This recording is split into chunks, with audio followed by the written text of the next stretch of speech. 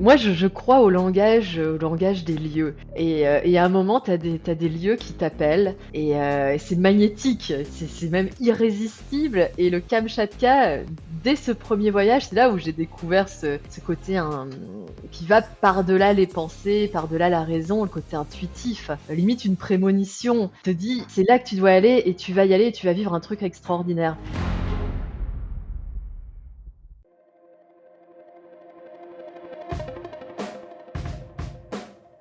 Vous écoutez Les Frappés, le podcast de celles et ceux qui se dépassent. Je suis votre hôte Loïc, ancien sportif de haut niveau en judo, coach préparateur mental et amoureux d'activités outdoor en tout genre. Ma conviction, c'est qu'on a tous un frappé au potentiel exceptionnel qui sommeille en nous. J'ai créé ce podcast pour vous faire découvrir des femmes et des hommes qui ont osé le réveiller. Mes invités sont des athlètes de tout niveau, des aventuriers professionnels, des voyageuses au long cours, des entrepreneuses ou encore des militaires, des forces spéciales.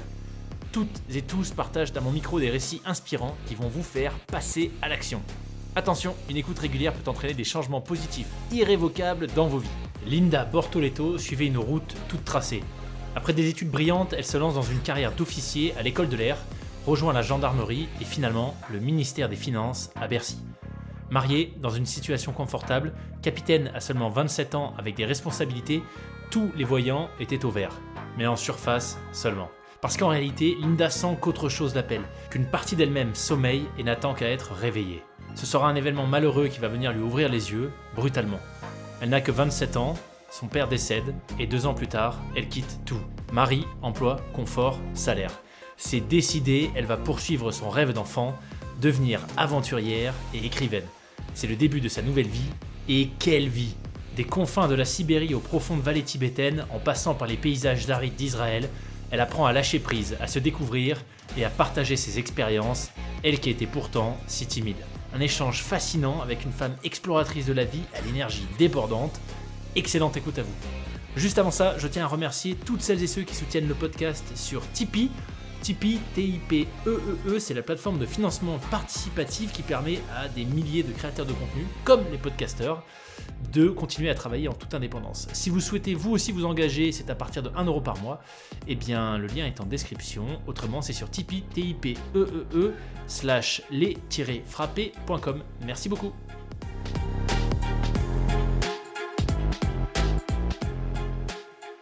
Eh ben écoute, ravi qu'on puisse prendre le temps de faire cet échange. T'es où là du coup? T'es toujours en Italie? Oui, oui, parce que, je pense que j'y serai pour, jusqu'à la fin de l'année, là, jusque décembre 2024. Ah Parce waouh! que je me lance, bah, mon projet, c'était vraiment de traverser toute l'Italie. Mais comme je fais beaucoup de bifurcations, parce qu'il y a tellement de choses à voir, que ma traversée s'allonge mais bon, voilà, j'aime bien aussi, tu sais, apprendre à prendre le temps. Je peux me permettre ça. Là, je me suis vraiment donné 1 an, donc du coup, c'est génial, quoi. Waouh! Et Ouais. donc là, t'es où? Alors, je suis dans le sud de l'Italie, dans une ville qui s'appelle Matera, qui est, un peu, enfin même complètement, le centre culturel et spirituel, du sud de l'Italie, dans une région qui s'appelle la Basilicate, qui est pas connue du tout. En gros, oui, enfin, pour situer géographiquement, je suis au niveau de la cheville de Ouais. l'Italie. Yes, j'avais prévu le coup, j'ai une carte ouverte sous les yeux, donc là je vois Potenza. Ouais, au sud de Potenza. Ah, t'es au sud de Potenza, ok. Ouais, Ok, à ok. Matera. C'est une ville extraordinaire, bah, parce que de toute façon l'Italie, c'est ça, c'est chargé en histoire et tu as 10 000 ans d'histoire, sous tes yeux, entre les grottes où vivaient, bah, nos ancêtres préhistoriques et puis, un village, creusé dans la pierre, dans la roche, où les gens vivaient jusque dans les années 60 et aujourd'hui, bon, la plupart, Waouh. ça a été, restauré en musée, en chambre, d'hôtes, en resto. Et c'est d'une beauté, extraordinaire. C'est là où a été tournée la Passion du Christ, parce Ok, que tu peux te sentir, esthétiquement un peu comme à Jérusalem. d'accord. C'est, Waouh. des pierres blanches, beiges, tu es au bord d'un canyon, enfin, tu as ces grottes creusées, dans la roche, enfin, c'est vraiment très, très beau. Outre, l'histoire qui est elle, extraordinaire, quoi. Ouais, ouais. Punaise, ça va être incroyable bah, finalement de s'accorder du temps pour, faire ce genre de vivre ce genre d'expérience. Donc j'imagine que tu le fais dans le sens, sud-nord, du coup? Oui, c'est ça. Ouais, Alors, sachant, comme je t'ai dit, euh, moi, tu sais, je navigue beaucoup. Alors, j'ai toujours un axe dans un projet, tu sais, un objectif. Après, j'utilise beaucoup mon ressenti, mon intuition.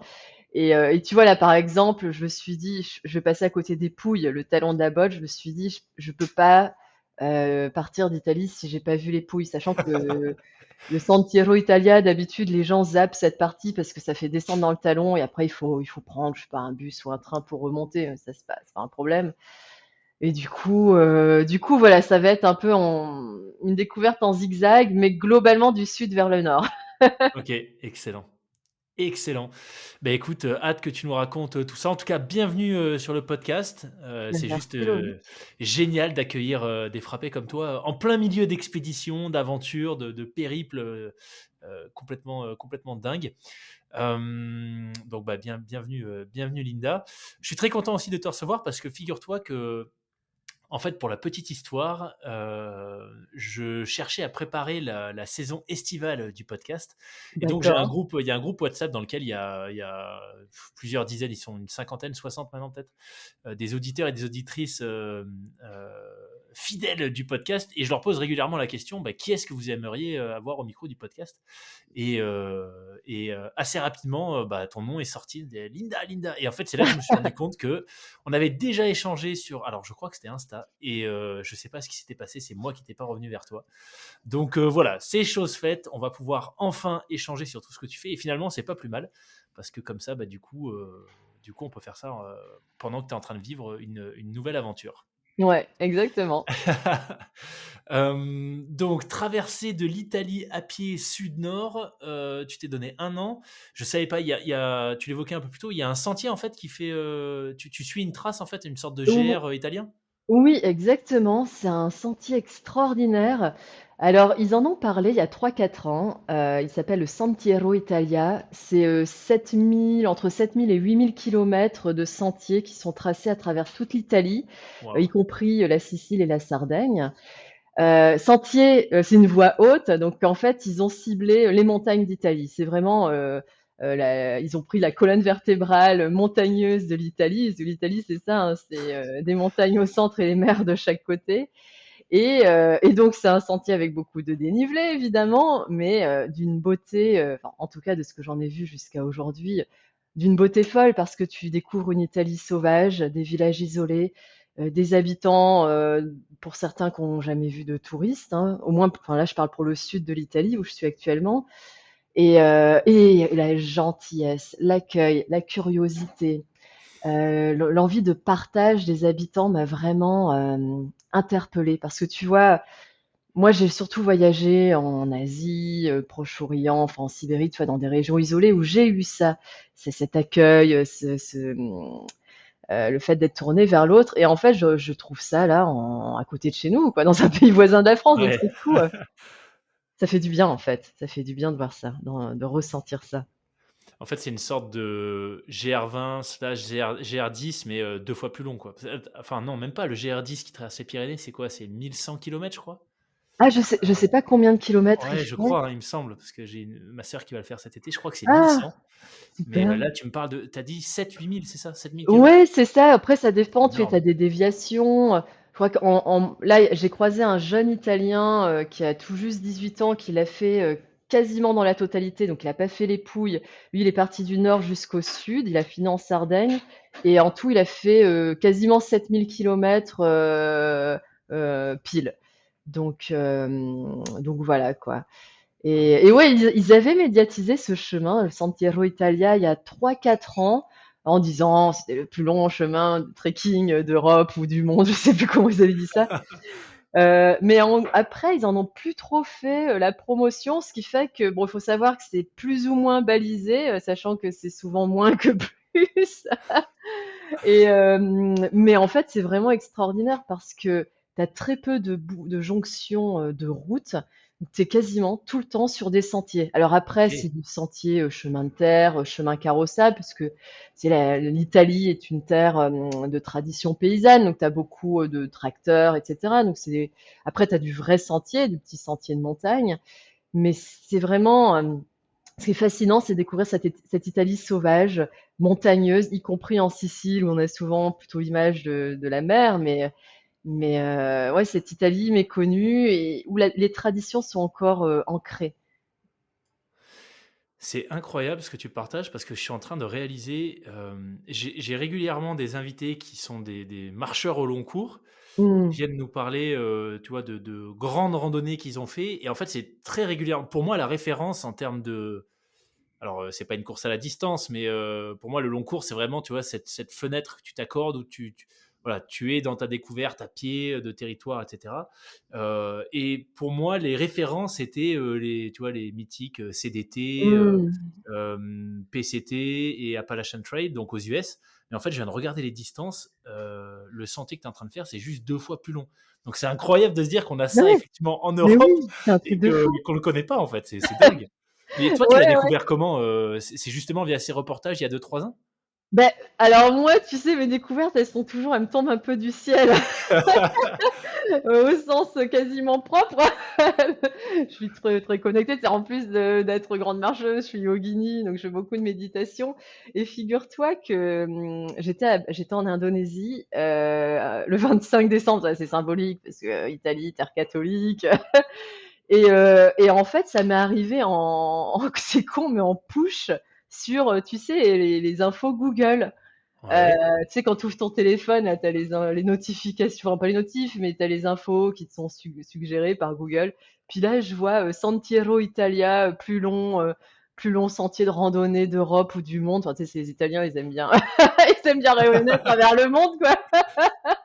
Et là, je clique sur le truc et c'est comme ça que je découvre le Sentiero Italia et je me dis: «Mais c'est dingue!» Et comme tu dis, c'est un pays voisin. Alors on connaît beaucoup l'Italie, mais en fait, le truc, c'est que ce sentier me prouve, c'est qu'on croit connaître l'Italie, ouais. mais finalement, dans son aspect sauvage et puis culturel et historique, parce qu'ils ont un lien avec l'histoire qui est quand même, fou. Chaque village, tu vois, je te parle de n'importe quel villageois que tu vas croiser, va te parler de de de l'histoire, de ses origines, d'où vient sa famille. Par exemple, là, je suis sur une terre d'influence grecque qui appartenait à la Grande Grèce à l'époque antique. Il va te parler de Platon, de Socrate, mais le berger du coin, tu vois, je te parle pas de l'universitaire. Ouais. Donc ça, j'adore en fait, tu vois, c'est une exploration multidimensionnelle, du paysage, de la nature. Il y a le côté marche aussi, tu vois? Ça me plaît aussi, comme tu dis, on parle souvent le PCT, tu sais, c'est les fameux through hiking, Ouais. trail. Bah, là, en fait, on en a un alors qui est moins organisé parce que, bah, il faut s'organiser dans les logements et cetera. Mais après, l'autre point qui est génial aussi en Italie, c'est que tu poses ta tente n'importe où, ils en ont rien à faire. Il y a pas de régulation. Alors dans la loi, c'est marqué que c'est pas autorisé, mais c'est toléré, mais en réalité, tu dors, mais n'importe où. Ça, c'est cool, quoi. Excellent. Mais du coup, donc si j'ai bien compris, le 25 décembre, tu vois ça et ton trip, il a commencé quand? Et bah, quasiment, je crois 1 an après, parce que je suis partie en Indonésie, j'ai écrit mon dernier livre sur l'Indonésie. Pour ceux qui nous écoutent, en fait, je suis d'origine, franco-indonésienne, donc c'est un livre sur mes origines indonésiennes. Et en fait, ouais, ce sentier, je l'avais un peu mis de côté, puis à un moment, il m'est revenu, là, en me disant et je suis quasiment partie, je suis partie en décembre aussi, le 27 décembre de mémoire, après Noël. D'accord. Et l'idée, c'est, 1 an, les 4 saisons, tu vois? Je fais un peu référence à Vivaldi et j'avais envie de vivre les 4 saisons en Italie, co j'ai commencé par l'hiver et il faut pas, pareil, encore un préjugé, il faut pas se dire que j'ai eu du soleil tout le temps. L'hiver a été plutôt rude, et froid et enneigé. Parce que tu Parce étais que en Sicile, du coup? j'étais en Sicile et en Calabre et donc sur la montagne et ouais, j'ai eu des conditions, je vais te dire, hein, j'ai eu des conditions plus rudes en termes de température, pas en termes de chemin parce que le chemin est quand même assez. Alors certes, il y a du dénivelé, mais il est assez simple. Mais en termes de température, j'ai eu des conditions plus rudes ici, dans les montagnes du sud de l'Italie, que quand j'étais dans la cordillère des Andes en été. Après, j'étais à l'été austral dans la cordillère des Andes, mais j'ai pas eu aussi froid sur la cordillère des Andes. Donc bon, voilà quoi, faut le savoir. Waouh. Ouais, punaise.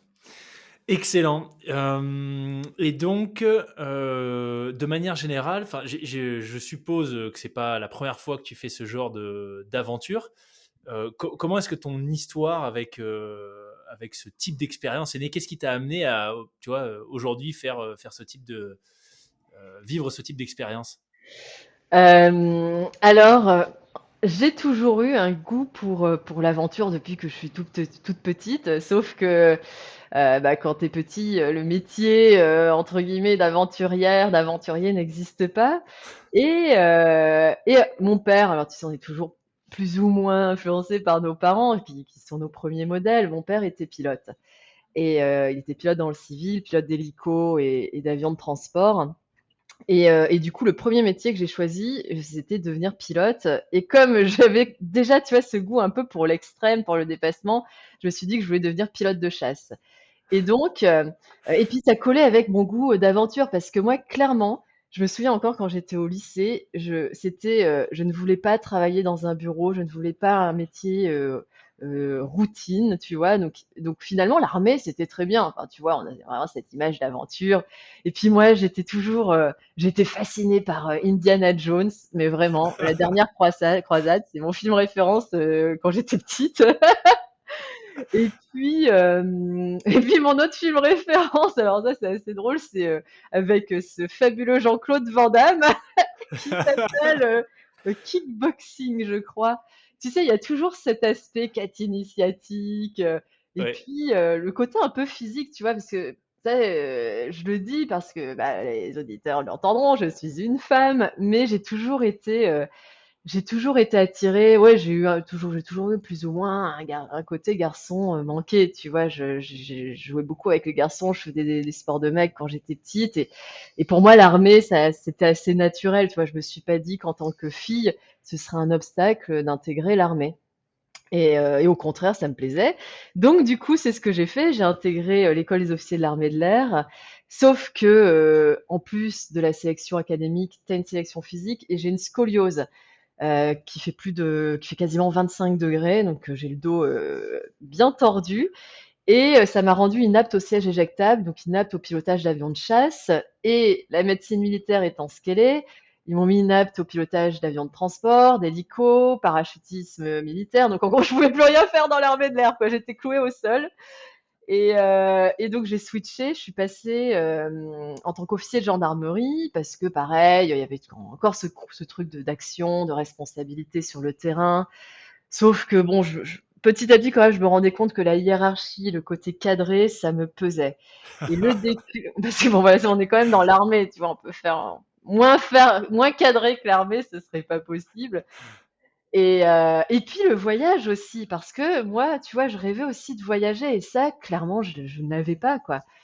Et le déclic, c'est la mort de mon père quand j'ai 27 ans, parce que j'étais très proche de lui. Et là, bah, tout d'un coup, prise de conscience, enfin, un choc de conscience, je dirais. Et je regarde ma vie, tu vois, je m'étais mariée entre-temps. J'étais hyper cadrée à cette époque-là. Mon ex-mari, c'était un Saint-Syrien. Enfin, tu vois, j'étais vraiment sur les rails du système mariée à 25 ans, la carrière bien tracée. Et quand mon père meurt, je me dis, mais qu'est-ce que je fous là? C'est bien tout ça, tu vois, j'avais un super confort de vie, sauf que bah, j'étais pas à ma place. Et c'était un malaise profond, tu vois, c'est pas juste en me disant, je m'ennuie, je savais que cette voie-là n'était pas la mienne. Et donc, bon, là, quand même 2 ans et demi d'introspection, de questionnement, et qui se conclut par je largue tout, je démissionne, je divorce et je reviens. C'est pour ça que je te parlais de mes premiers rêves. Je reviens finalement à mes premiers rêves en me disant mais qu'est-ce que je voulais faire, qu'est-ce qui m'a guidée vers l'armée et je reviens à des rêves d'aventure, d'action, de liberté, de voyage, de découverte, de rencontre avec d'autres cultures parce que pour moi c'est aussi important de rencontrer l'autre. Et je me dis bah je vais faire ça et en parallèle je découvre bah, qu'il y a des gens qui écrivent et qui voyagent et apparemment, je dis bien apparemment, ils arrivaient à en vivre. Mais donc moi, je me suis fait un fantasme parce que c'est beaucoup plus compliqué dans la réalité. Et ben, je me suis dit, moi, ma démarche, et c'est comme ça aussi que j'ai réussi à passer les concours, parce que j'ai fait une prépa, donc c'est challengeant au niveau mental. Je me Ouais. suis dit, s'il y en a d'autres qui sont arrivés avant moi, je vois pas pourquoi moi je n'y arriverai pas. Et j'ai toujours eu cet état d'esprit. Alors des fois, j'y arrive pas, hein, mais c'est pas grave, au moins j'ai essayé. Mais en prépa, je sais que j'ai eu ce déclic mental et c'est ce qui m'a permis de traverser la prépa scientifique assez sereinement en me disant je vais y arriver puisqu'il y en a d'autres qui sont arrivés avant moi. Et donc c'est comme ça que je me suis dit bah, je vais devenir écrivaine et voyageuse. Et j'ai tout largué pour faire ça. Donc voyager et écrire. Et mon premier grand voyage, c'était en 2011 où je suis partie à l'extrême orient de la Sibérie, au Kamtchatka, vivre avec des nomades éleveurs de rennes. Ensuite, j'ai traversé l'Alaska à vélo. Et puis ensuite, j'ai écrit mon premier livre et j'ai enchaîné comme ça depuis 2011. Donc ça fait 13 ans maintenant déjà. Incroyable. Ça a été quoi la réaction, de ton entourage quand tu as initié ce changement brutal? Incompréhension totale. Ah bon? Ouais, et tu vois, ton podcast s'appelle Les Frappés, mais on me disait mot pour mot, Linda a pété un câble, Linda est devenue complètement folle, Linda est irresponsable, de ma famille, ma mère, elle était en crise, quoi. En plus, le divorce, enfin, tu vois. Et puis, je suis une femme, donc il y a quand même aussi ce truc d'une femme, il faut avoir des enfants, il faut fonder une famille. Donc c'est quand est-ce que tu vas avoir des enfants? Mes copines, mes 2 meilleures amies, on se connaît depuis que j'ai 12 ans, elles ont rien vu venir. Un soir, on fait une soirée ensemble là, bien arrosée et je leur balance comme ça, je fais: «Bon bah les filles, je divorce et je vais bientôt démissionner». Et là, mais elles tombent des nues, elles disent: «Mais c'est pas vrai, on pensait que ça tout allait bien dans ta vie». Et parce qu'en fait, aussi à l'époque, j'étais quelqu'un qui ne montrait absolument pas ses émotions. Je m'étais un peu construite une armure et tout ce travail-là, je l'ai fait, de questionnement, d'introspection, j'ai fait toute seule dans mon coin. Alors ça a été très dur, hein, les insomnies, je te raconte pas. En plus, le deuil de mon père à encaisser, c'est pas rien de perdre un de ses parents. Et donc ouais, ça a été, alors déjà mon propre effondrement, mais les gens, en fait, aussi n'ont pas compris, pourquoi je faisais ça. Ils étaient persuadés que j'avais pété un câble, que je foutais en l'air, et mon mariage et une super carrière. Et ce qui est drôle, c'est que tu vois, après, avec les années, et même les camarades de promotion, tu sais, dans l'armée, on est assez proches. Et il y en a qui pensaient que ouais que j'allais pas réussir, etc. Après, tu sais, t'as toujours ça hein, quand on se lance dans des trucs un peu originaux. Et maintenant, ils reviennent en me disant comment j'ai fait. Ils sont intéressés par mon parcours, donc c'est drôle, quoi. Waouh, ça t'a fait douter ces réactions, autour de toi? Non, pas du tout, parce que je crois que j'ai toujours été une grande solitaire et très peu influençable. Par ce que pensent les autres. Et ça, je me suis rendu compte, je m'en étais pas rendu compte avant, je me suis rendu compte que c'était une très grande force d'être têtu. Et d'être obstinée. D'ailleurs, ma mère, quand j'étais petite, elle me disait toujours, t'es têtu comme une mule. Mon père, il me disait, alors ça va être très brut, mais il me disait, putain, quand t'as une idée dans la tête, tu l'as pas dans le cul. Et donc déjà petite, j'étais comme ça obstinée et pour autant, ça veut pas dire que j'ai pas un côté raisonné ou après il y a la capacité de construire un projet où j'analyse aussi, tu vois? Il y a pas que le côté impulsif, il y a aussi ce Ouais. côté, où je sais où je vais, je sais pourquoi je le fais, mais quand je veux faire quelque chose, effectivement, je le fais. C'est rare que je renonce. Et donc tes débuts, tu voyais autour de toi qu'il y avait des gens, qui arrivaient à être, écrivains, aventuriers, professionnels, on va dire. Entre ce que tu imaginais, qui était faisable et la réalité, en tout cas, on va dire dans les premiers temps, qu'est-ce qui Ouais. s'est passé? Qu'est-ce qui a été surprenant pour toi, inattendu, dans Beh le positif ou dans le moins positif d'ailleurs? Alors dans les difficultés, parce qu'avant de pouvoir, trouver un équilibre financier, ça m'a pris quand même plusieurs années. L'avantage que j'ai, et ça c'est important de le préciser, parce que tu as toujours cet aspect financier dont on parle peu, mais qui est essentiel. Comme j'avais travaillé pendant 10 ans, donc c'était quand même 10 ans de carrière, j'avais mis de l'argent de côté. J'avais de l'argent de côté, ce qui m'a permis, de me lancer, quand bien même j'avais pas de revenus les 1ers mois, voire même les premières années, où je suis partie. Et puis, alors intuitivement, je sais même pas comment j'ai fait, mais j'ai commencé à trouver du sponsoring. Je crois que j'ai dû voir sur internet des gens qui avaient trouvé du sponsoring. J'ai trouvé un gros sponsor pour mon premier voyage qui m'a payé la totalité de mon premier voyage en Sibérie et en Alaska. Et j'avais même de l'argent qui me restait pour plusieurs mois après. Donc ça, c'était top, quoi. Et après, l'autre choix, parce que justement, cette réalité financière, elle est rude. Parce que, en fait, moi, naïvement, je me suis dit, bon, bah, je vais réussir à donner des conférences assez facilement. Alors, l'écriture, ça a pris plus de temps. Je crois que j'ai mis 3 ans avant d'écrire mon premier livre parce que bah, c'est compliqué quand même de se lancer dans l'écriture. Mais je m'étais dit, je vais me donner des conférences ou des formations. Et en fait, je me suis rendu compte que déjà, je savais pas me vendre. Parce que, bah, je venais, depuis 18 ans, je suis dans un système militaire, parce que ma prépa aussi, je l'ai faite dans l'armée. Et tu vois, bah, j'avais un salaire qui tombait, depuis, enfin, à partir de 20 ans, dès que tu rentres, en école d'officier. J'ai jamais appris à chercher de l'argent. Mmh. Et là, tout d'un coup, tu arrives, donc je m'étais mise en freelance et je me dis: «Mais combien tu vends? Comment tu te vends? Comment tu te présentes? Comment tu pitches?» Enfin, des questions d'un entrepreneur. Et ça, je savais pas du tout. Et en plus, de nature, moi, je suis timide. Donc parler à l'autre, je sais que ça s'entend plus aujourd'hui, mais vraiment, je rougis, enfin, je rougissais, ça m'arrive très rarement maintenant, quasiment plus. Mais et donc ça a été ça, tu vois? Se faire face à une réalité, je dirais d'artiste, d'entrepreneur, parce que c'est une démarche, et artistique et entrepreneuriale. Et puis surtout, bah, je me suis rendu compte que, bah, tu vois, les écrivains voyageurs un peu connus que je voyais, bah, finalement, ils venaient pas de nulle part. Donc ils avaient sans doute, bah, des connaissances dans le milieu, ils connaissaient les journalistes, du coup ça permet, bon, on le sait bien, avoir du média, ça permet, bah, si tu as du média, ça te permet d'être connu, donc c'est plus facile après pour avoir des conférences, pour avoir des financements. Et moi qui venais de nulle part, tu vois, je suis une fille qui a grandi au fin fond de la Picardie, en province, je connaissais pas du tout le milieu parisien. Je me suis rendu compte que le milieu littéraire était étroitement connecté au milieu parisien. Et donc tout ça, ça a été une réalité assez dure à encaisser. Parce que, tu sais, tout à l'heure, je te disais que dans mon état d'esprit, c'est, si les autres l'ont fait, je peux le faire. Sauf Mmh. qu'il me manquait un paramètre qui est quand même assez important en France, c'est que, bah, oui, mais si tu connais pas, si tu as pas de réseau, si tu connais pas forcément des gens d'un certain milieu, eh bien, ce «je peux le faire» et bien, il est vite, altéré, quoi. Et c'est dur. Et c'est dur, j'ai ouais, ça a été dur de me rendre compte de ça.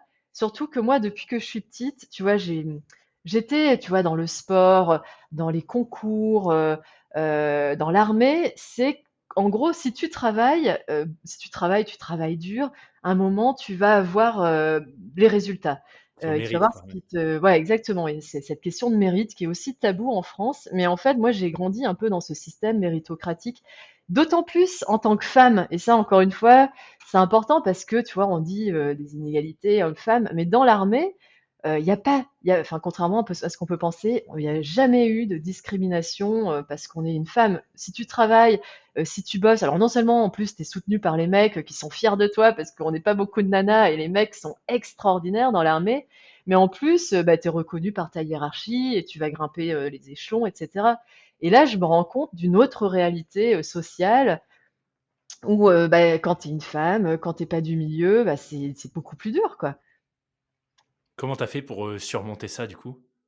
Parce que tu l'as pas encore Heu, précisé, mais je aujourd'hui, tu es quand même, donc tu as écrit, 5 livres, si je me trompe pas. ouais, exactement. Tu es aussi membre de la Société des explorateurs français. On pourra, faire une petite parenthèse là-dessus, mais qui est quand même, en termes de cercle, de réseau, je suppose que dans ton milieu, c'est quand même, heu, enfin ça doit quand même aider. Donc, Oui. ça a été quoi ton chemin pour contrer justement ce manque de connexion initiale avec, les milieux littéraires parisiens?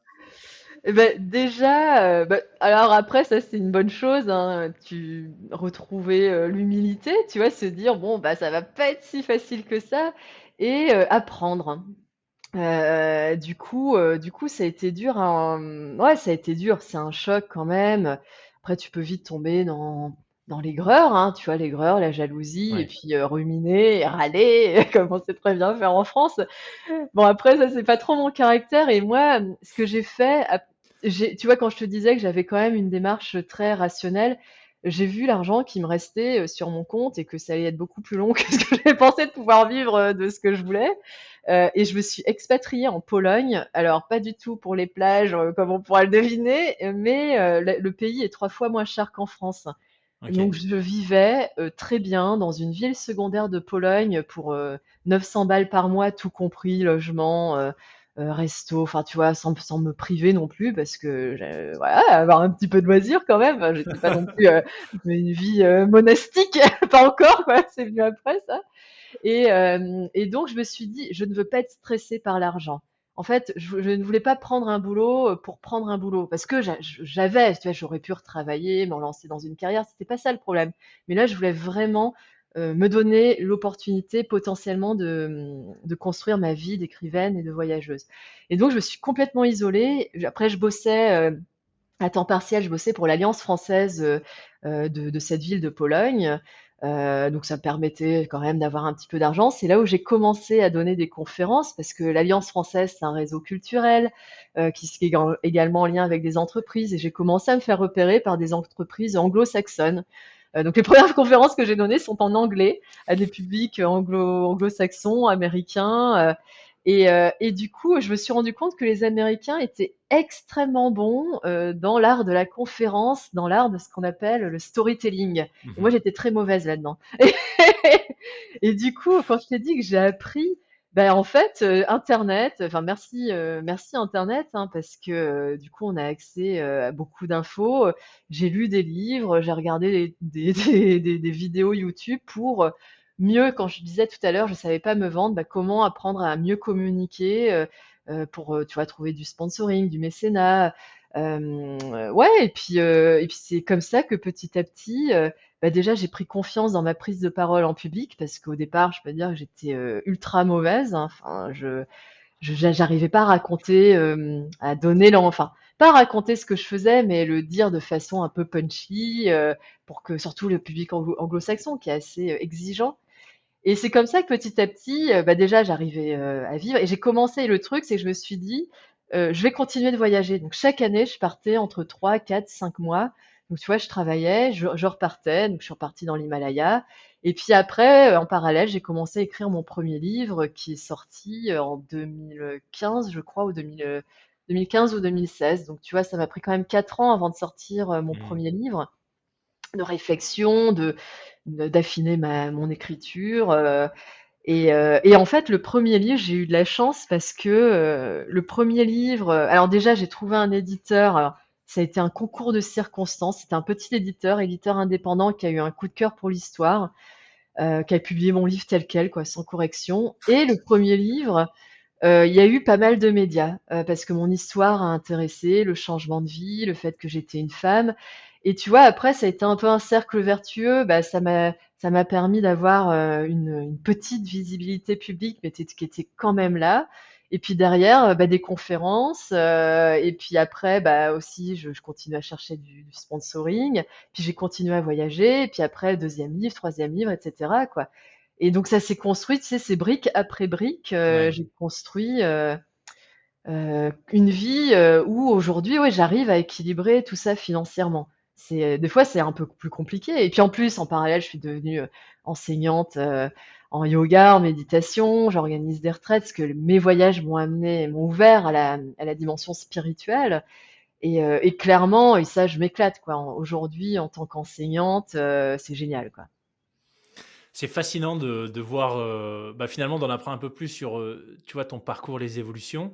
Parce que c'est exactement ce que tu disais un peu plus tôt. En fait, quand on fait pas l'expérience soi-même de ce genre de transition, on voit le résultat final, tu vois? On voit un Mike Horn, qui part avec son bateau, on voit, Ouais. une Linda qui vit, tu vois, de voyage et cetera. On se dit: «Oh là là, mais incroyable» et finalement, on n'a peut-être pas le réflexe de faire cet exercice de dire, ok, mais en fait, ces gens-là, ils sont partis d'un point A pour arriver au point B. Il y a eu plein de choses au milieu. Et donc, c'est ça qu'il faut regarder, en fait. C'est comment est-ce qu'ils se sont débrouillés pour, finalement, pour vivre leur vie. Et Ouais. ça me fait un peu penser d'ailleurs à ce que je crois que tu avais mis un post sur Instagram. euh, la même, oui, c'est ça. Tu avais mis une photo, ce que tu vois. Donc, on le voit Ah sur une oui, plage. J'imagine que c'est en Indonésie. oui, oui, oui. Grand sourire. Et puis après, tu as mis ce que La tu ne même vois photo, pas à si toucher tu le vois pas, fond. ouais. Ouais. D'ailleurs, tu mets à toucher le fond après la mort de son père et agression sexuelle. Ça a fait partie des déclics, ça, cette agression que tu Oui, évoques? ouais, c'est un autre déclic. Alors en fait, tu vois, ouais, c'est intéressant que tu poses la question parce que tout à l'heure, je disais, c'est important, tu vois, je suis une femme et j'ai toujours été dans des milieux d'hommes, en fait, si je fais le résumé de ma vie. Et le truc, c'est que, et après, et là, j'ai énormément de gratitude pour mon père, pour ça. Pareil, je m'en suis rendu compte après coup. Mon père, en tant qu'homme, d'une ancienne génération, parce que tu vois, mon père était né en 31, il était assez âgé quand il m'a eu. Donc tu vois, les générations bien macho, mon père avait fait la guerre, enfin les guerres, ancien militaire, donc t'imagines, c'était pas, c'était assez dur à la maison. Et malgré tout, j'étais sa seule fille. Il a eu trois fils et moi, sa seule fille, la petite dernière. Et quand je lui disais que je voulais faire du basket, du karaté, je partais des heures marcher dans la campagne ou à vélo. Quand je lui ai dit que je voulais intégrer l'armée, il m'a jamais, jamais dit, bah ouais, mais t'es une fille et ça se fait pas. Ouais. Et tu vois, c'est ultra important quand on parle, tu sais, les fameuses croyances limitantes. Pour une nana, ça peut être compliqué, tu vois? Quand tu te projettes dans des trucs plutôt masculins ou je dirais pour un homme, par exemple, qui veut faire de la danse classique, hein, c'est un peu Mhm. le même truc, hein, et ça, mais vraiment je m'en suis rendu compte parce que je me rends compte que les femmes ont beaucoup de blocages, et moi je les ai jamais eus. Et oui, et pour revenir à l'agression sexuelle, en fait, le déclic que j'ai eu, c'est que du coup, donc je fais l'armée, et cetera, je me lance dans l'aventure et souvent les gens que tu rencontres quand tu voyages, bah, c'est des hommes, hein, parce qu'à l'extérieur, souvent dans des pays isolés, tu vois? En Sibérie, dans l'Himalaya, en Asie, c'est les hommes que tu rencontres à l'extérieur. Les femmes sont, bah, l'espace des femmes est plus un espace intérieur qui est la maison, mais j'ai jamais eu de problème jusqu'en Turquie et du coup, je me suis jamais dit en fait, j'ai jamais vu ma différence en tant que femme. Je sais que ça peut paraître super bizarre, mais alors bien sûr, hein, je sais que physiquement, tu vois, par exemple dans l'armée, bah, on était un peu moins fortes en course à pied, quoique on pouvait être plus fortes que certains, mais physiquement, je savais qu'il y avait une différence, mais je m'étais jamais posé de limite en tant que femme. Et le truc, c'est que donc là, la Turquie, c'était 2019. Je traverse la Turquie à pied sur les traces du poète Rumi, qui est le poète de l'amour. J'aime bien le préciser parce que bon, finalement c'est la mort qui m'attend quasiment, quoi, parce que du coup j'étais victime de cette agression où clairement je passe, enfin agression sexuelle où je passe à deux doigts de la mort, hein, puisque le mec m'étrangle plusieurs fois. Et c'est vraiment un miracle. Si je peux te parler aujourd'hui, j'en suis aussi très consciente de ça, quoi. Et cette agression, ça a été un déclic au sens où tout d'un coup, j'ouvre les yeux sur ma condition de femme et de femme qui voyage seule et de ce que ça peut susciter comme réaction. Parce que, tu vois, hier, là, je voyais un gars, un anglo-saxon, je crois, qui a traversé toute l'Afrique en courant. Il Oui. raconte son périple, un truc de fou, quoi. Alors, il s'est fait piquer sa thune, je crois, enfin, son appareil photo, tout ça. Tu vois, un mec, globalement, c'est ça. Tu vas te faire, alors, après, je ne souhaite ça à personne. Il peut y avoir l'agression physique, mais globalement, tu te fais piquer ton matériel. Une femme, il s'est pas fait violer. Une femme, clairement, si elle traverse, si je voulais traverser l'Afrique en courant, je crois que, bon, bah, voilà, enfin, clairement, je pense qu'il se passerait ce qui se passerait, ce qui se serait passé en Turquie. Et je dis ça, c'est pas forcément en voyage, hein, ça peut arriver n'importe où, hein. Je veux pas caricaturer Ouais, ouais. sur des pays, hein, ça arrive au coin de chez soi, ça arrive à Paris, et ça, c'est la réalité d'une femme. Et tout d'un coup, et c'est ça le déclic pour répondre à ta question, je me dis, waouh, c'est dingue, hein, tu vois, j'en avais pas conscience à 100% avant. Je dis pas que je faisais pas attention, hein, vis-à-vis des hommes. C'est pas ça que je dis. J'ai toujours eu une vigilance par rapport aux hommes, mais tout d'un coup, je me dis, bah oui, être une femme qui voyage seule, enfin, ou même, tu me diras, ça peut arriver à des nanas, hein, des histoires en Inde, hein, de femmes qui étaient en duo, en binôme, Et je me dis, et en fait, tout d'un coup, je me dis, alors bien sûr, il y a ce risque, mais après, tu vois, j'ai continué de voyager. Bon, après, il y a eu quand même 1 an de reconstruction, de suivi psy, etc., pour sortir du trauma, parce que j'étais traumatisée. Et en fait, aujourd'hui, je le fais encore avec plus de fierté en me disant, ben, non seulement je voyage seule parce que j'aime ça, mais en plus, c'est un message que je transmets aux jeunes filles en leur disant, bah, c'est des voies que je trace pour dire, bah oui, c'est possible, et non seulement on doit le faire, mais on doit continuer de le faire quand bien même il y a des risques. Parce que plus les hommes nous verront faire ça, nous verront voyager seuls, bah, plus, entre guillemets, ils vont s'habituer, et ils vont arrêter de se surprendre et de se dire, bon, bah, une femme qui voyage seule, bah, on va l'agresser, quoi. Mhm. Enfin, donc c'est un peu mon côté. Là, aujourd'hui, oui, c'est ça, le déclic, c'est, je, je sais que c'est pas anodin, et c'est un message aussi d'espoir et de force que je veux transmettre aux générations de femmes qui arrivent. Et puis à c'est la mienne aussi, hein, il n'y a pas d'âge pour voyager, hein. Excellent. Écoute, super inspirant et je suis absolument convaincu que cet épisode y contribuera. Donc c'est parfait. Si on zoome maintenant sur tes aventures, alors il y en a eu, enfin tes aventures, oui, tes aventures, tes voyages, je sais pas quel terme tu utilises, Oh, euh, les deux, tes expéditions, voilà, mais bon, non, ouais, Euh, les les voyages, voyages. l'aventure. Il y a toujours une part d'aventure, donc oui, évidemment. Il y en a eu énormément.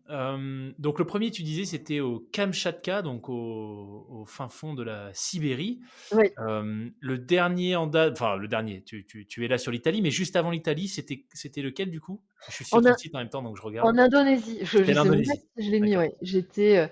Alors là, c'était différent. C'était plus une aventure de remonter aux sources de ma lignée maternelle, puisque ma maman est indonésienne. Et c'était une réconciliation avec Bali et Java, parce que les deux îles sont connectées. Et ma famille vient de là-bas. D'accord. Du coup, comment est-ce que tu sélectionnes, comment est-ce que tu conçois, si tu nous fais passer un peu, si tu nous fais découvrir l'envers du décor, comment est-ce qu'elles se montent, ces expéditions, ces voyages? Alors là, l'Italie, tu disais que ça t'a un peu tombé dessus, mais par exemple, la première, le Kamchatka, pourquoi le Kamchatka? Mais, eh bien, écoute, à chaque fois et depuis le début, c'est comme ça. Moi, je crois au langage des lieux. Et à un moment, t'as des lieux qui t'appellent, et c'est magnétique, c'est même irrésistible. Et le Kamchatka, dès ce premier voyage, c'est là où j'ai découvert ce côté qui va par-delà les pensées, par-delà la raison, le côté intuitif, limite une prémonition qui te dit, c'est là que tu dois aller, et tu vas y aller, et tu vas vivre un truc extraordinaire. Et le Kamchatka, c'est en regardant une carte, tout simplement, où tu vois, quand là, je venais de changer de vie, donc c'était assez brutal, tu vois, mon changement de vie, démission, le divorce, je venais de perdre mon père, enfin, j'étais quand même dans un état intérieur, c'était assez chaotique en moi à cette époque-là.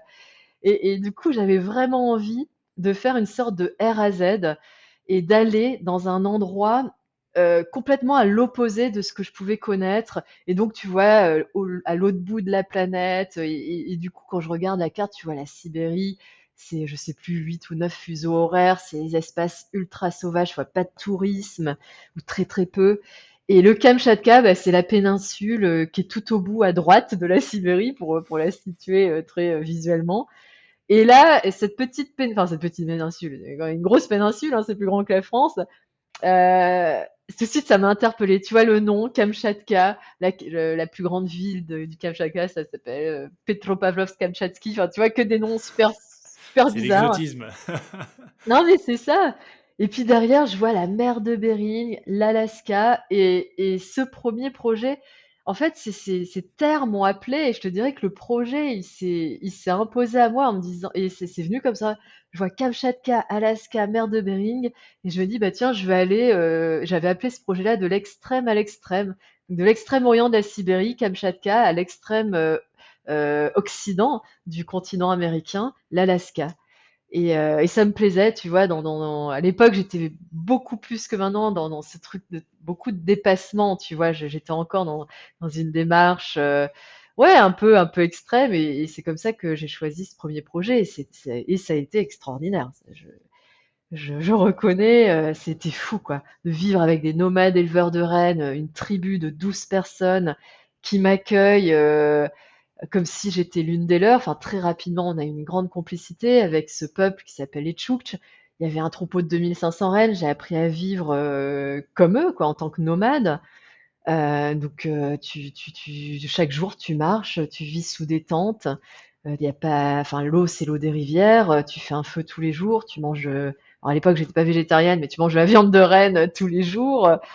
Et puis, le danger des ours en été, le danger des loups en hiver, parce que je suis retournée là-bas en hiver pour vivre l'hiver sibérien à -40. Et ouais, ça a été fou.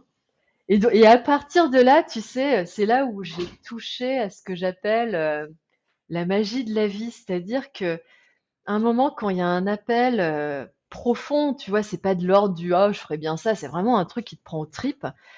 Eh bien, alors, tout à l'heure, bien sûr, je t'ai dit, il y a les difficultés, il faut beaucoup de persévérance. Et en fait, je pense qu'il y a deux éléments qui sont importants, la persévérance et se faire confiance, quoi, avoir confiance en ce qu'on ressent. Ça aussi, c'est compliqué, quoi, la confiance en soi, parce que ça peut prendre des années à l'acquérir. Et à un moment, les portes s'ouvrent, les choses vont se faire. C'est comme quand j'ai trouvé mon premier éditeur. Alors, c'était un petit éditeur, mais certes, enfin, il était là, quoi. Et puis après, j'ai trouvé mon autre éditeur. C'était un concours de circonstances et les portes s'ouvrent, mais effectivement, il faut faire preuve de confiance en soi et de persévérance. Et tous mes voyages, ça s'est fait comme ça. À un moment, c'est des appels intérieurs, géographiques ou des livres, un livre qui me tombe dessus et tout d'un coup, je sens que je dois aller là-bas. Fabuleux. Est-ce que tu te rappelles peut-être, parce que le Kamchatka, encore une fois, c'était le premier. Donc tu y allé 2 fois, c'était été 2011 et hiver Oui, 2014, hein, c'est ça? oui, c'est ça, ouais. Est-ce que tu as, peut-être un moment en particulier qui t'a marqué, où ça a été un peu ce moment, plutôt tu évoquais, ces 2 déclics que tu as eu dans ta vie. Est-ce que là, tu as eu, alors peut-être pas un déclic, mais un moment un peu révélation, tu vois, qui s'est imposé à toi, où tu t'es dit: «Ouais, non, mais c'est sûr, c'est vraiment ça que je veux faire, je me suis pas trompé de chemin, ce que tu es en train de vivre, c'est fabuleux». Oui, oui, je me souviens. Alors, le Kamchatka, en plus, tu sais, alors bon, je vivais l'aventure, le quotidien des nomades.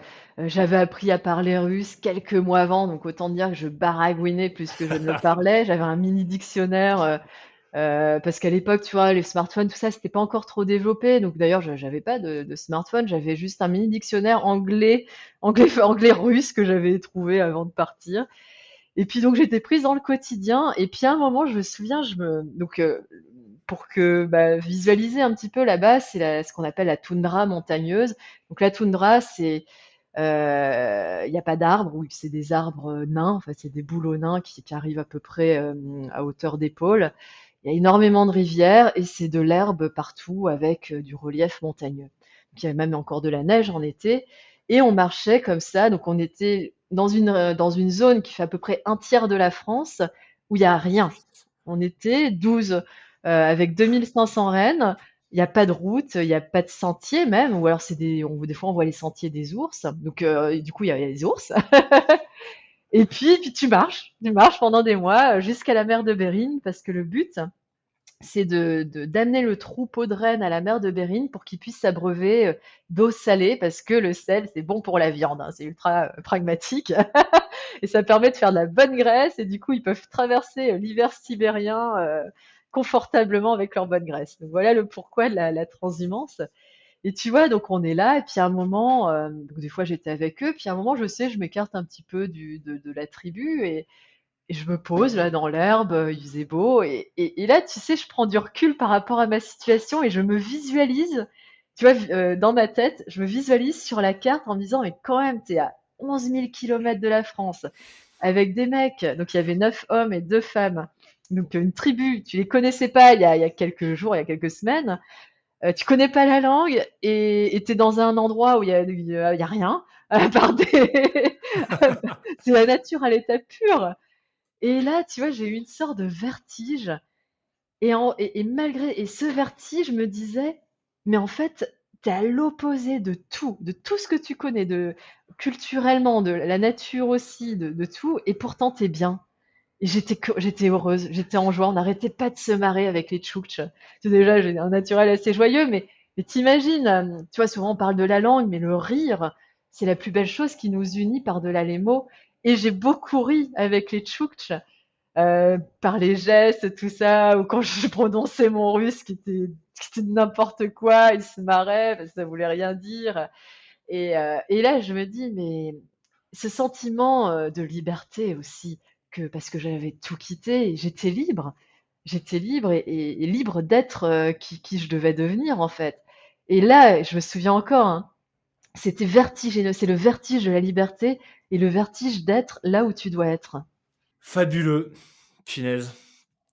Donc le Kamchatka, tu disais, c'était pour un premier voyage, c'était plutôt, t'étais encore un peu peut-être dans cet esprit performance, dépassement de soi, Ouais, challenge physique. Mais relativement peu de temps après, je crois, tu es parti un an euh, dans l'Himalaya, ouais. dans l'Himalaya, alors avec des nonnes bouddhistes cette fois. Oui. Alors en fait, je Euh, suis partie, ouais, je crois que j'ai dû mettre un an, mais je suis partie plusieurs fois. Et au total, j'ai fait un an, j'ai fait l'été, l'automne et l'hiver chez les nonnes bouddhistes, dans différentes nonneries dans l'Himalaya, ouais. Et ça a été quoi l'appel cette fois-ci de ce type de voyage, beaucoup plus, j'imagine, du coup, spirituel? Ouais, complètement. Alors, la spiritualité, là, c'est vrai que c'est un autre aspect. Tu me diras, ça m'a déjà rattrapé en Sibérie parce que les Tchouktches sont de tradition chamanique et j'apprends. J'ai pas été initiée au chamanisme, mais je vois leur tradition chamanique, le fait qu'ils croient aux esprits de la nature. Je comprends ce qu'est le chamanisme. Et puis même en Alaska, je rencontre un grand sage, Aléout, on parle déjà beaucoup de spiritualité, de le rapport à la vie, le rapport à la mort aussi. Et c'est la mort de mon père surtout qui m'a reconnectée avec. Quand je parle de spiritualité, c'est les choses de l'invisible. C'est-à-dire que j'ai senti que mon père me guidait après sa mort. Mais vraiment, je suis sûre qu'il a été là. Et j'ai commencé, en fait, j'en avais quand j'étais petite. Des fois, j'avais des rêves un peu bizarres, soit des rêves prémonitoires où je vois des choses dans mes rêves. Et l'Himalaya, ça a été ça. J'ai eu une vision, j'ai fait un rêve qui m'a guidée vers l'Himalaya, où j'ai vu des montagnes. En fait, il y avait un grand sage qui était face à moi avec le symbole d'une fleur de lotus. Et à l'époque, je ne connaissais quasiment rien au bouddhisme et à l'hindouisme. Donc, tu vois, j'avais pas les symboles en tête. Et des montagnes, et c'était ultra puissant. Je revenais de Sibérie, justement, je me souviens, j'étais en train de faire une sieste quand c'est arrivé, c'est super concret. Et là, je me réveille, je suis sur mon canapé, je fais waouh, c'est quoi ce rêve de fou, quoi. Parce qu'il était puissant, je savais qu'il y avait quelque chose qui se cachait derrière. Après, le temps a passé et c'est quand j'en reparle à ma mère. Et là, ça a été dingue parce que je savais pas que ma mère, elle connaissait les symboles du bouddhisme, parce que je savais pas que ma famille a un lien en fait avec le bouddhisme et l'hindouisme. Et tout ça, je le savais pas encore à l'époque. Et c'est ma mère, à un moment, elle me dit, mais c'est chez les bouddhistes ton rêve. Puis après, je fais des recherches sur Internet, montagne, Himalaya, bouddhisme, et je vois que les montagnes de mon rêve, bah, ça ressemblait à ce qu'il y avait dans l'Himalaya. Et c'est comme ça que bah, je vois qu'il y a des nonneries bouddhistes. Et je me dis, bah tiens, je vais aller faire un tour par là. Région, tu sais, correspondait à mon truc, tu vois, région isolée, il n'y a rien, pas de tourisme ou très très peu, 4000 mètres d'altitude. J'ai grosse fan de montagne aussi, donc du coup, je suis partie là-bas, quoi, et j'étais volontaire. Je donnais des cours d'anglais aux nonnes et j'ai fait ça dans plusieurs nonneries. Et en tout, du coup, bah, je suis pareil, comme en Sibérie.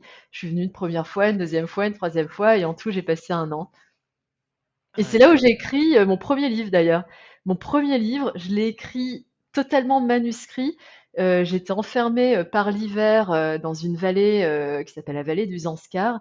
Tu peux plus partir parce que les routes sont bloquées, les rivières, tu peux plus les prendre parce que les rivières sont gelées et là elles étaient un peu dégelées, donc tu peux plus sortir de la vallée. Et donc je me suis retrouvée 5 mois dans une nonnerie, une petite nonnerie bouddhiste. Et à un moment, je me dis, bah tiens, c'est peut-être le signe que j'écrive mon livre, parce qu'elle, elle prie toute la journée, font que ça, réciter des mantras, prier, les villages, c'est pareil, tout est au ralenti. Et j'avais 2 carnets, et mon premier livre, je l'ai écrit comme ça, dans l'Himalaya, avec les mantras des nonnes, le poêle au milieu où on se chauffait avec on chauffe les crottes de yak séchées. C'est comme ça qu'on fait du feu là-bas parce qu'il y a très peu de bois, voire pas du tout. Et mon premier livre, il est né comme ça, en vrai manuscrit, quoi, à l'ancienne, et sans internet, sans rien, que de mémoire, quoi. Excellent. Et tu dirais qu'est-ce que tu as appris ou découvert à travers ce voyage en particulier, encore une fois, du coup, beaucoup plus spirituel et peut-être, enfin, isolé, je sais pas, mais parce que le Kamchatka, ça devait être quand même bien isolé, l'Alaska aussi, enfin, tout ce que tu fais, c'est quand même dans des endroits relativement loin de tout. Ouais, Et, l'Himalaya, c'était très isolé aussi, hein. parce que C'était très, subi peut-être, non, très justement, isolé. par rapport à la neige, c'est-à-dire que là, tu avais pas le choix, tu étais vraiment dans ta vallée pour ces 5 mois-là Ouais, et tu pouvais rien faire.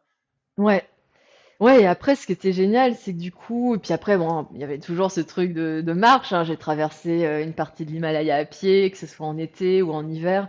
Et on était parti avec deux villageois, parce que bah, tu as le risque des avalanches. Puis il n'y a pas du tout de matériel d'alpinisme, hein, donc c'est un peu, même c'est un peu fou, quoi. Mais quand j'y pense, parce que t'es à 4000 mètres, t'as des cols à 5000 mètres, et t'es comment ça s'appelle, les snow boots, quoi. C'est ce que j'avais, quoi. Et puis, Et tu eux, pas je le te raconte PGHM pas. qui peut débarquer en hélicoptère là-bas. Non, non, non, c'est waouh, les villageois, c'est là que tu vois qu'ils ont une connaissance extraordinaire du terrain. Mais en été, ouais, j'avais traversé une partie de l'Himalaya à pied toute seule, et ça a été extraordinaire, quoi. Mais en gros, à part ça, oui, parce que la révélation de ce voyage qui me tient jusqu'à aujourd'hui, ça a été ma découverte de la méditation. En fait, c'est là où je commence à poser des questions sur c'est quoi la méditation? Comment on médite? En lien avec le bouddhisme, puisqu'il y a une régi c'est de tradition, bouddhiste là-bas. Et puis du coup, je commence, à méditer. Alors à l'époque, on en parlait un petit peu de la méditation, mais pas trop. Et quand je reviens, tu vois, entre 2 voyages, parce que les nonnes sont très peu éduquées, et pareil, il y avait le problème de la langue, ils avaient du mal à m'expliquer ce qu'était la méditation, parce que pour eux, c'est comme ça, tu vois? Il y a pas de cours de méditation quand tu vas là-bas, quoi. Et en fait, entre 2 voyages, j'avais acheté un livre, plus théorique, tu vois? Nous, occidentaux, on a besoin de comprendre sur la méditation. C'était un petit livre qui s'appelle L'art de méditer de Mathieu Ricard. Et puis j'étais repartie avec dans l'Himalaya. Et puis du coup, tu vois, bah, pendant que les nonnes récitaient les mantras, bah, moi, je faisais les exercices. Et la méditation a changé beaucoup de choses. Parce que bah, tout d'un coup, bah, tu comprends que c'est pas tant pour le côté, on dit beaucoup, aller mieux, c'est pas ça du tout la méditation. Pour moi, la méditation, ça m'a permis de m'observer plus précisément, d'observer mes pensées, et du coup, de faire preuve encore plus de discernement dans ma vie, et de moins être dans la réaction, parce que souvent on réagit aux événements et on réfléchit pas trop à nos réactions, et être plus bah, ouais, dans la sagesse de l'action.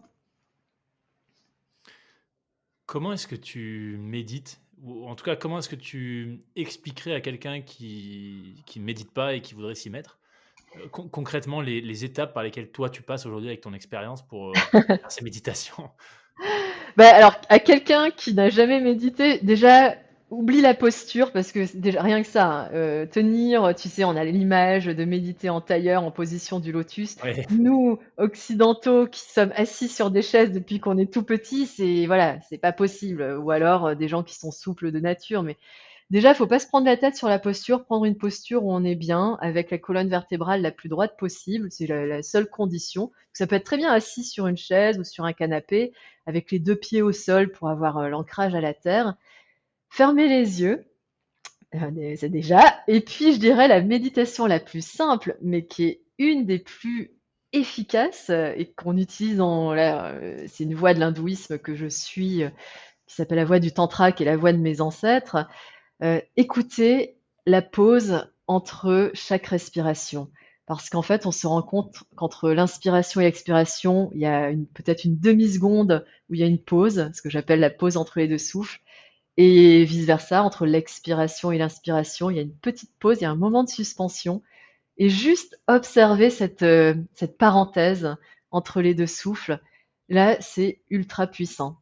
Et se dire, le dernier point, c'est que se dire que, bah, bien sûr, les pensées, elles vont arriver et on peut passer une demi-heure de méditation à penser, mais déjà, prendre conscience qu'on a pensé, c'est déjà de la méditation. Mhm. Et Et cet exercice, tu le fais, enfin, quelqu'un encore une fois qui débuterait, c'est quoi la durée recommandée entre guillemets? J'imagine que c'est très perso, mais ouais, après, c'est pareil, tu sais, c'est tout à l'heure, je parlais de persévérance. Moi, la méditation, la spiritualité, c'est comme je dis, ça, c'est comme un muscle. De la même manière, tu vois, on va pas faire un marathon du jour au lendemain. On commence par courir un quart d'heure, 20 minutes, une demi-heure.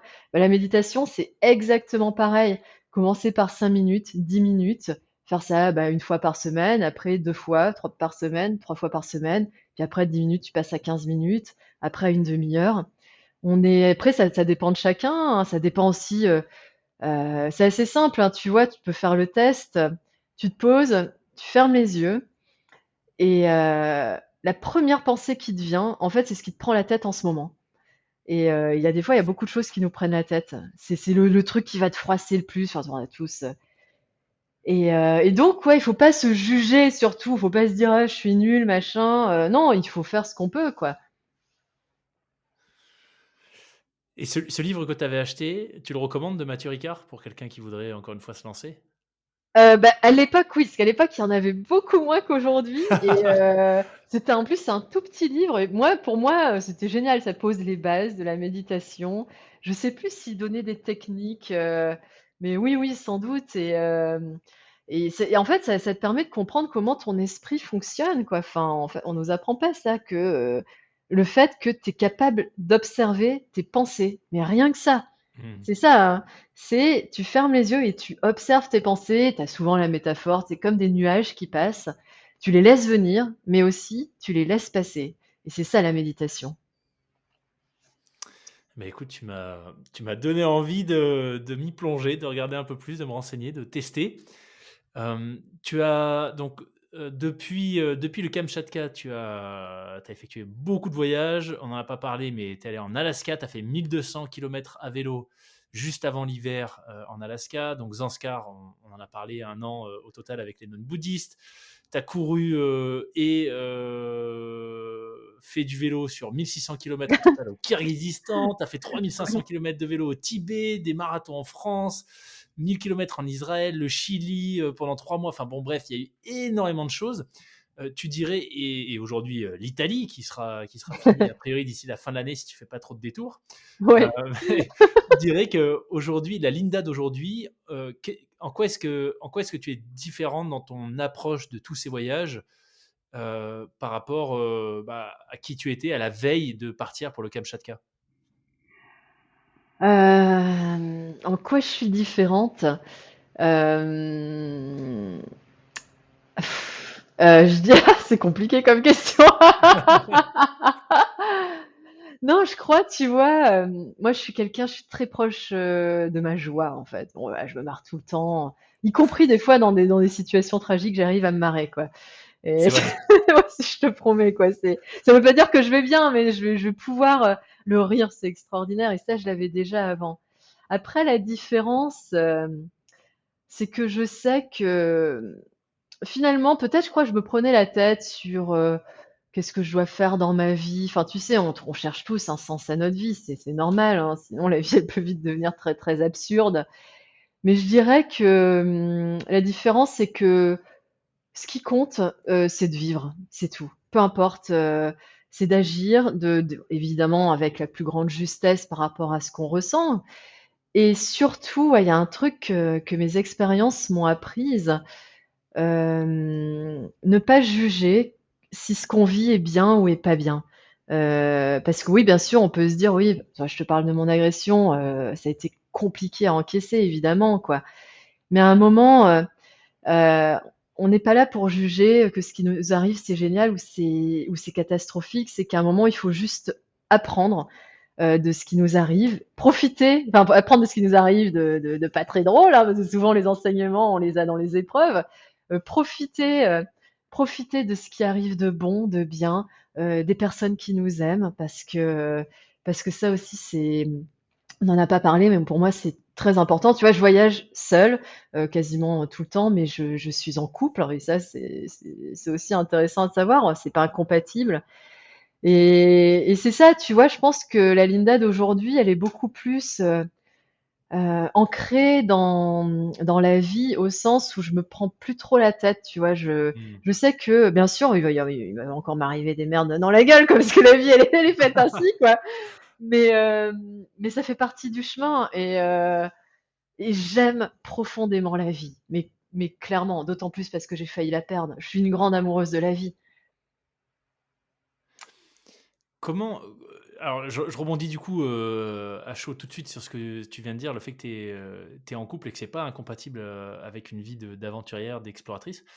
Comment comment vous le gérez ça en fait, si c'est pas indiscret? Parce que quand tu pars pour un an en Italie, par exemple, tu vois, qui est pas non plus si loin que ça de la France, mais il y a eu quand même pas mal de choses avant où c'était un peu Oui, plus oui, compliqué de se voir. on se Donc voyait pas du tout. Bah, comment vous l'Italie, gérez? là, c'est plus simple parce que tu vois, là, il est venu me voir. On se fait une semaine justement de pause. Moi, ça me permet de me reposer. Il est à Matera, donc il est venu me voir. Mais sinon, il y a plein de voyages pendant, bah, quand j'étais dans l'Himalaya, 5, 6 mois sans se voir. Alors moi, je sais pas d'où ça vient, mais c'est vrai que pour moi, j'ai aucun problème pour maintenir des relations à distance, tu vois? Que ce soit en amitié, parce que pour moi l'amitié c'est aussi une relation d'amour, hein, sans le côté, physique évidemment, mes amis, des fois, je les vois que 2 fois par an et j'ai les mêmes amis depuis certaines, ça fait 30 ans qu'on se connaît, quoi et en amour, c'est pareil, c'est-à-dire que, il y a une re donc c'est une relation de confiance, hein, parce que je sais que maintenant il y a les unions, je sais plus comment on appelle ça, les unions libres ou les polyamours ou je sais pas quoi. Non, en fait, nous on est très enfin, fidèles, l'un à l'autre, en tout cas de mon côté. Je peux pas vérifier de l'autre, mais en tout cas non, là, notre amour il est très fort. On se fait confiance. Tu vois, lui, souvent on dit: «Ah, ça doit être aussi un grand voyageur». Il voyage beaucoup moins. On fait pas du tout les mêmes activités professionnelles. Lui, il est beaucoup plus ancré on va dire dans un truc plus dans la société, très social, alors que moi je suis plus solitaire. Mais on a une même vision de la vie, on a les mêmes valeurs par rapport à la vie. Ça, je crois que c'est essentiel, tu vois. On aime prendre du bon temps, on aime profiter de la vie, on aime les gens profondément, quoi. Nos valeurs, c'est vraiment la loyauté. Pour nous, c'est très important par rapport à l'autre, par rapport aux personnes qu'on côtoie. Et puis, tu vois, quand je te parlais de la joie, de cette capacité de rire, bah, ça aussi on l'a et c'est vraiment ce qui nous unit, tu vois? La capacité de rire, et la première chose, c'est de se foutre de notre gueule à nous, quoi et l'autodérision. On a beaucoup d'autodérision et ça, ouais, c'est et donc du coup, ça se passe bien. Alors, lui, il a appris aussi à vivre tout seul. Il a appris à parce qu'il était beaucoup plus, voilà, vouloir être entouré, et en fait, il apprécie être seul aussi. Donc avoir une vie un peu monastique, tu vois? Alors, bon, bah, après, il y a ses activités professionnelles, mais quand il rentre le soir, et puis on a commencé aussi à faire de la méditation ensemble. Donc tu sais, ça permet aussi de relier le couple à un niveau encore plus profond, de partager, le côté spirituel ensemble, de prier ensemble, et on fait aussi, bon, ça c'est côté chamanique, les cérémonies du cacao ensemble. Et c'est con à dire, mais du coup, se relier à un niveau encore plus profond spirituellement, et c'est un lien qui est très fort. Ça fait 12 ans qu'on est ensemble, enfin 12 ans, 11 ans, Ah ouais. oui, ouais. Donc quasiment depuis le début de ta nouvelle vie en fait. Ouais, en fait, je l'ai rencontré après mon premier grand voyage. Après la Sibérie, l'Alaska, moi j'étais très bien seule et en fait, c'est comme ça que je l'ai rencontré. Au moment où je voulais pas, d'ailleurs j'étais très résistante, non, je suis très bien seule, je vivais ma vie, tu vois? Je construisais mon projet et comme on dit, en fait, l'amour arrive quand on ne l'attend pas, c'est vrai. La cérémonie du cacao, c'est quoi? Ah! Ça t'intrigue? Ouais. Alors là, c'est quelque chose que tu trouves, originairement, donc tu trouves ça en Amérique du Sud. C'est une tradition qui nous est transmise par les Aztèques, les Toltèques, les Mayas. Et ils ont un cacao qu'ils appellent le cacao sacré, cacao de cérémonie. Donc ça a traversé les générations, donc tu le trouves encore. Donc c'est un cacao qui n'est pas traité, qui est pas, tu vois, ils rajoutent pas de sucre et il est pas, il est très peu cuit. Donc ce qui fait qu'il garde ses, comment ses vertus, tu vois, le magnésium, et il y a une substance dans le cacao, on le sait, tu vois, quand tu prends du chocolat, mais là, la substance, elle est très élevée, enfin, elle est beaucoup plus élevée proportionnellement, qui s'appelle, attends, j'ai oublié le nom, mais en fait, c'est l'équivalent de l'hormone du bonheur, en fait, et c'est un D'accord. côté un peu euphorique. Et donc, c'est un cacao qui s'appelle, tu tapes sur Internet, cacao de cérémonie. Donc, en général, c'est originaire du Pérou, de l'Équateur, du Guatemala, et maintenant aussi, ils en font à Bali. Et la cérémonie, c'est simple, hein, c'est pas du LSD, hein, c'est soft, hein, attention, hein, mais tu prends juste une tasse de cacao pur, donc tu peux le mélanger avec du lait végétal, parce que le goût est très très fort, hein. Souvent on dit ah c'est le cacao, ça va être bon, mais là comme il est pas du tout, il est très pur, Ouais. c'est très amer en fait, c'est très très amer, c'est même la substance, c'est un peu visqueux, tu vois, si tu le dilues pas trop. Et la cérémonie, en fait, c'est une cérémonie qui est héritée de ces traditions chamaniques. Tu peux faire du tambour, etc. Et en fait, ça te permet de rentrer encore plus profond dans un état méditatif et en connexion avec le cœur. Parce que la vertu du cacao, c'est notamment de se connecter avec le pouvoir du cœur, donc avec ce que tu portes à l'intérieur de toi. Et en fait, tu as beaucoup plus de clarté en méditation. Tu vas beaucoup plus loin, plus facilement en méditation, parce que ton corps est beaucoup plus oxygéné. Donc ça, c'est les vertus physiques du cacao. Quand tu fais des exercices de respiration en yoga, qu'on appelle pranayama, tu peux retenir ton souffle beaucoup plus longtemps grâce au cacao. Enfin, c'est extraordinaire.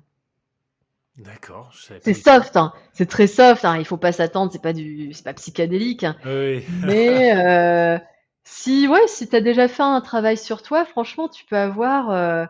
Moi, j'organise dans mes retraites les cérémonies du cacao, et alors tu peux te connecter aussi à la joie. Des fois, je fais des danses et ça libère, ça peut libérer vraiment des personnes, quoi. Moi, j'ai eu des résultats de fou juste par une cérémonie du cacao, quoi. C'est vrai? Ah ouais, ouais, avec des stagiaires, c'est super émouvant, quoi, de voir que quelqu'un qui était enfermé sur lui, qui tout d'un coup peut être reconnecté à la joie, parce que enfin, il y a un blocage qui saute juste en faisant une tasse de cacao, des exercices de respiration et un peu de méditation et danser. C'est fou, quoi. Ouais. Ah là là. Et donc d'ailleurs, ces retraites, depuis quand est-ce que tu fais, alors on dit quoi? Yogi master ou enfin Ah! c'est quoi le Non, terme? je me dis enseignante, enseignante Enseignante? en yoga. Alors après, moi, j'ai pris une branche particulière qui s'appelle le tantra yoga. Alors je sais, quand on dit tantra, on pense sexualité, mais ce n'est pas du tout ça. C'est une branche très ancienne de l'hindouisme, et en fait, qui est la voie de mes ancêtres, et du coup, ça m'a permis d'encore plus me sentir connectée à cette branche de l'hindouisme, la voie de mes ancêtres indonésiens, je précise. Et donc, j'ai commencé à enseigner.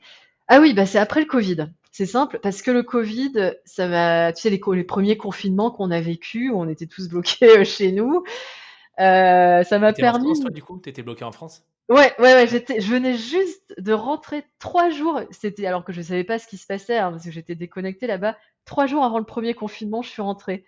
T'imagines, je Le passe retour des brutal. grands espaces, ouais. Et puis je rentre, et là, bah, l'annonce de notre cher président, confinement, je fais: «Waouh, putain, c'est quoi ce truc?» En plus dans un petit appart. Et en fait, alors après j'allais bien parce que je venais, voilà, je rentrais de voyage, je me sentais bien, et rapidement j'ai switché en me disant: «Comment je peux aider, les gens?» En fait, j'ai eu ce déclic à ce moment-là, pendant le confinement, et j'ai commencé à donner des lives, gratuits, tu sais, il y avait pas mal de lives Facebook, Insta à cette époque-là, quoi. Et puis je me suis lancée comme ça, tu vois, je donnais des lives sur des enseignements spirituels. Et puis après, je me suis dit, bah, j'ai envie d'aller plus loin. Alors à l'époque, je faisais déjà beaucoup de méditation et un peu de yoga, le yoga, les postures. Et du coup, j'ai approfondi, moi, ma connaissance. Je me suis formée cette fois-ci en tant qu'enseignante, parce que c'est quand même une différence en tant que pratiquer et après enseigner.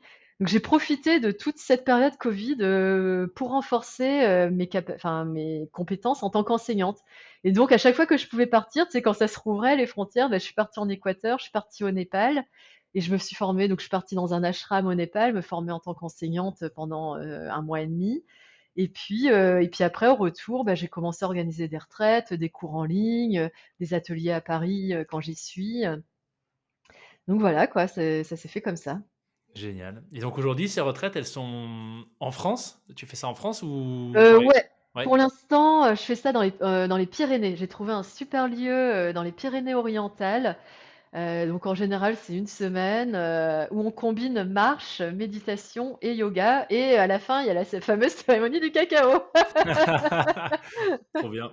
Et tu fais pas de est-ce que dans ces retraites, du coup, tu fais, je sais pas, des sortes de conférences, tu vois, en petit comité pour ceux qui sont là, pour a parler de tes voyages? Parce que j'imagine que, enfin, c'est très complémentaire tout ça, tout ce que tu vis en rencontrant les autres dans des endroits, très, très différents de la France. Heu, Ouais, il doit y avoir plein heu, d'enseignements très riches.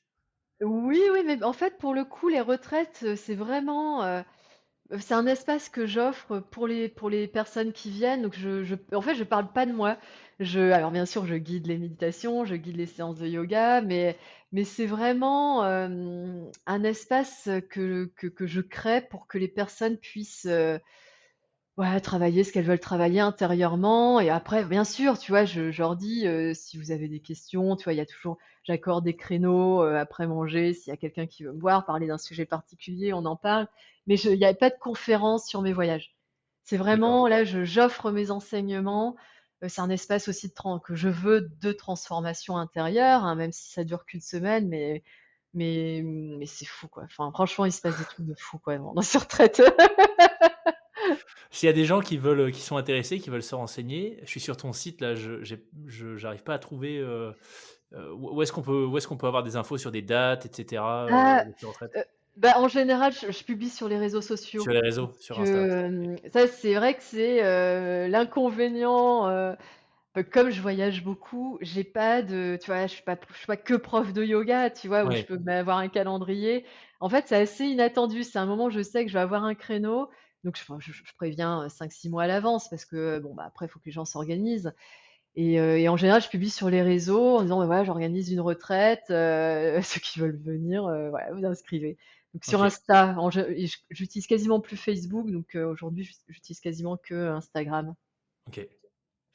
OK, bah, écoutez, s'il y en a qui sont intéressés, qui nous écoutent, le lien est en description, donc allez voir, pour le profil Insta de Linda. Fabuleux, punaise, on a parlé d'énormément de sujets, c'était absolument, passionnant.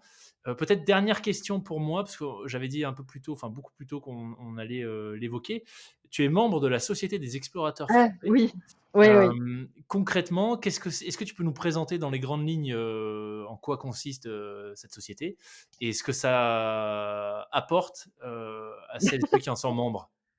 Alors, ouais, ouais, alors, moi, je pourrais pas faire l'historique de la société, mais alors là-dessus, non, je ne connais pas quand est-ce qu'elle a été créée, mais c'était dans l'idée ils l'ont créée dans l'idée, c'était, les Britanniques, hein, qui avaient leur Société nationale de géographie et je pense qu'à l'époque, en France, donc Société nationale de géographie, c'était très prestigieux en Grande-Bretagne. Les grands explorateurs étaient affiliés à ça, étaient sponsorisés aussi, par la Société nationale de géographie pour faire à l'époque, des vraies explorations sur des territoires inconnus, pour cartographier des territoires inconnus et la France, je pense qu'ils se sont inspirés de ça, pour créer la fameuse Société des explorateurs français. Donc je ne sais pas du tout, à quelle époque, peut-être dans les années 50, je dirais 50-60 et en gros, pour en faire partie, c'est un système de parrainage, donc il faut avoir 2 personnes qui nous recommandent et donc moi, j'avais été contactée par l'un d'entre eux, qui me disait qu'il me verrait bien, là-dedans, quoi, par rapport à ce que j'avais fait déjà et j'avais mis un peu de temps à réfléchir, en me disant, est-ce que c'était, enfin, est-ce que ça me parlait? Est-ce que c'était utile ou pas?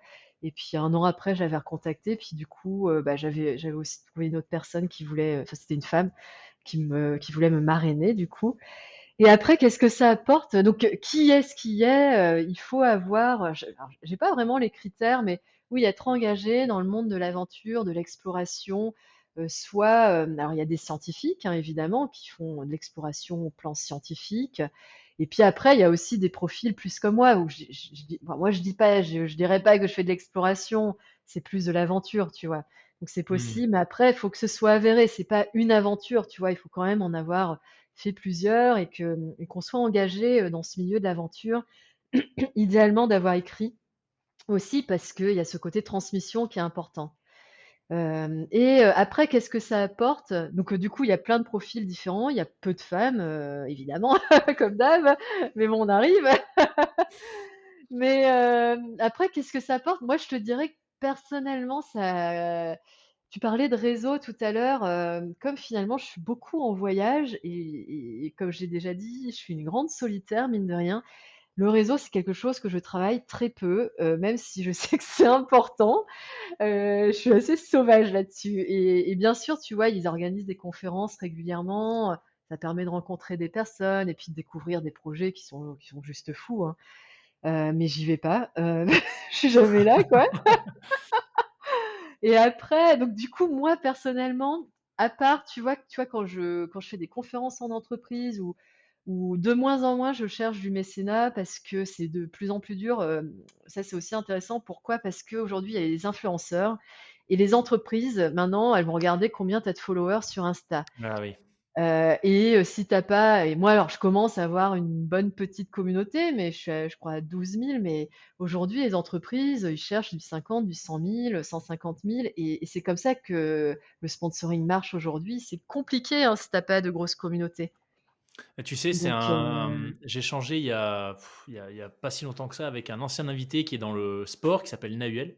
Nahuel Passera, salut Nahu si tu nous écoutes et on parlait du sponsoring, sportif et il me ouais. disait en fait la même chose. Donc lui, il a Ah ouais, c'est un intéressant. CV sportif, tu vois? Mais qui est vraiment impressionnant. C'est quelqu'un qui fait des ultra trail, très, très, très engagé, enfin même des ultra montagnes, c'est genre, Ah ouais. 150 kilomètres, 15 000 mètres de dénivelé, enfin c'est vraiment voilà, il est, dans le milieu de l'ultra, il est dans le haut du panier et il me disait la même chose, qu'en fait, il a énormément de mal à trouver des sponsors, pour de l'équipement parce qu'en fait, aujourd'hui, Waouh. les marques préfèrent, envoyer des sacs, des vélos et cetera à des influenceurs. L'influenceur, ouais. Oui, un Voilà, mec qui a rien fait, mais qui a 50 000 ou c'est 100 ça, 000 abonnés, c'est quoi. ça.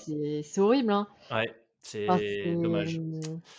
Peut-être qu'on y ouais. reviendra, mais ouais. OK, donc c'est intéressant d'entendre que c'est un peu le même constat que tu fais, dans le monde de l'aventure, aussi, quoi. Ah bah, ouais, mais les entreprises, ouais, ils me l'ont dit franchement qui pour eux, c'est une question de rentabilité sur leur image, hein. C'est plus rentable, ils ont plus de retours, sur leurs ventes, quand ils vont filer, je sais pas quel produit à un influen ou une influenceuse, mais qui fait rien, plutôt qu'un mec, ou une nana d'ailleurs, qui fait vraiment des trucs, mais où on n'a pas une grosse communauté parce qu'on n'a pas le temps de travailler là-dessus, quoi, tout Ouais. simplement, hein. Mmh. Donc du coup, ouais, tu vois, du coup, pour revenir à la Société des explorateurs, c'est vrai que c'est une étiquette qui permet d'avoir, une légitimité, tu vois? De se dire, Ouais, et c'est vrai qu'en France, tu vois, pour revenir tout à l'heure, je parlais un peu de cet esprit français, l'esprit français, c'est que, bah, c'est bien d'avoir du réseau et puis c'est bien d'avoir une étiquette, oui, voilà, d'avoir, une sorte de statut social, enfin, tu vois? Donc voilà ce pourquoi, je dirais pas que ça m'aide, mais ça me donne un plus d'être à la Société des explorateurs ouais. français et c'est pour ça que je l'écris et puis je suis un peu fière aussi, tu vois? Et notamment encore pour revenir en tant que femme, en me disant: «Bah oui, les femmes, enfin il faut aussi qu'on» parce qu'on n'est pas moins c'est pas qu'on fait moins de choses, c'est qu'on est moins visible et on le voit dans le monde. Tu vois, tu parlais du monde du sport, mais les nanas, mais je trouve ça terrible.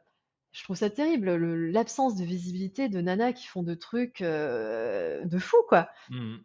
Et tu vois, et tu parlais le sponsoring pour les sportives, les ça doit être, ultra dur, quoi, pour elles, quoi. Alors que quand on veut être sportif de haut niveau, pour le coup, on doit s'entraîner 6-7 heures par jour. On n'a pas le temps de faire autre chose, quoi. Ouais. Donc Ah, je pourrais te donner tellement d'exemples d'invités, de femmes que j'ai reçues qui m'expliquent que dans leur discipline, il y a des sponsors pour les hommes, mais pas pour les femmes, alors ouais, qu'elles sont sur les mêmes circuits, internationaux et je le partage rarement, mais là, puisqu'on en parle, je le fais.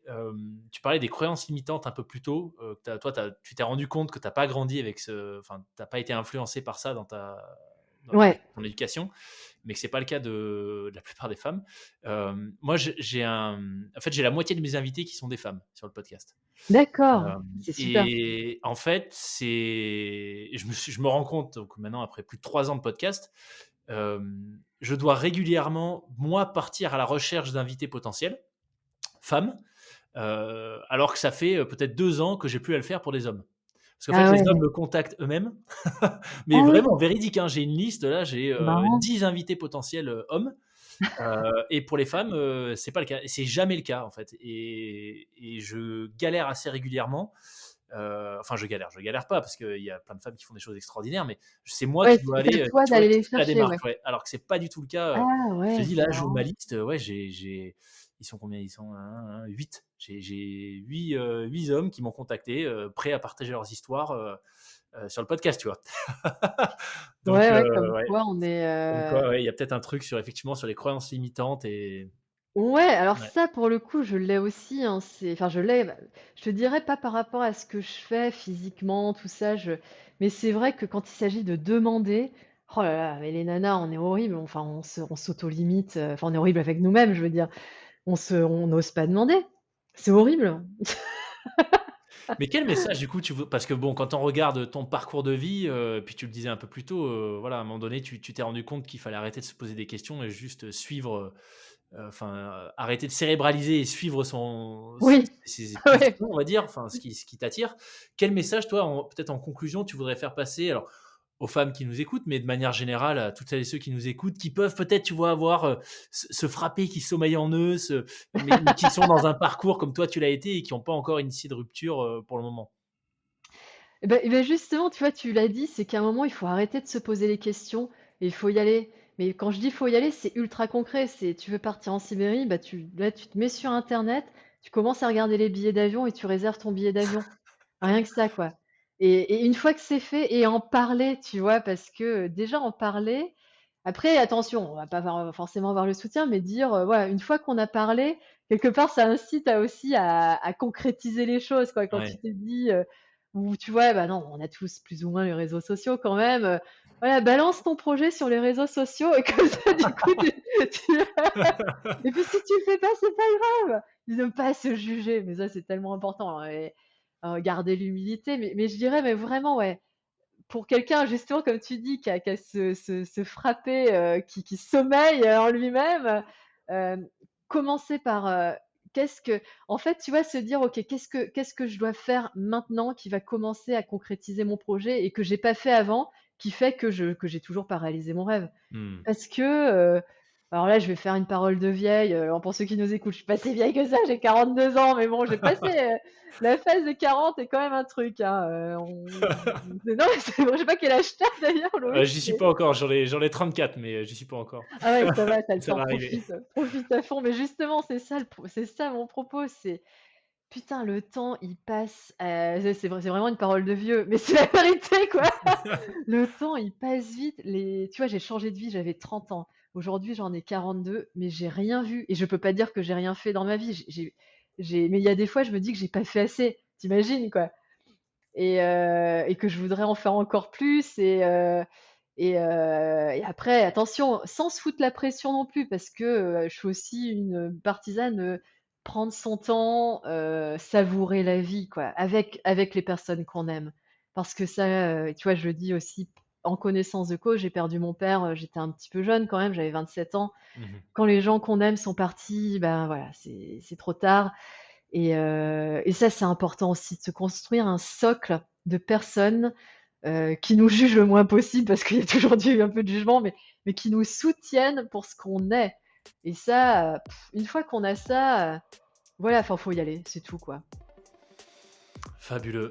Eh ben, écoute, un immense merci Linda, je me suis absolument régalé, c'était génial.